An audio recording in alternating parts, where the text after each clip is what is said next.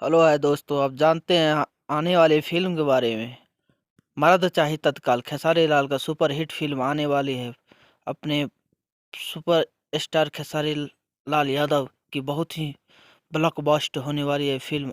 और खेसारी लाल का फैन है तो लास्ट तक वीडियो देखे ताकि ऐसा लेटेस्ट खबर आप तक पहुंचता रहे। और साथ में भी लेकर घंटी दबा ले ताकि ऐसा लेटेस्ट खबर आप तक पहुंचे। और भी लेकर घंटी दबा ले, सब्सक्राइब कर ले।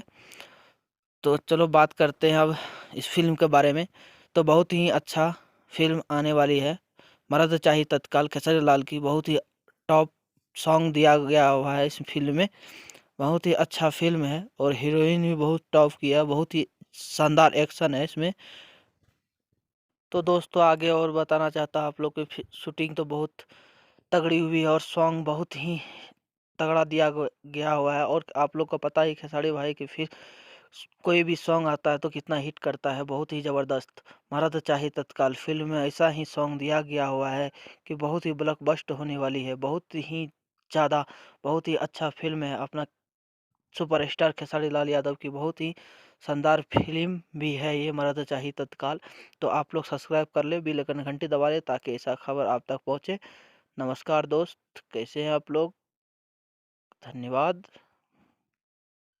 ठीक है।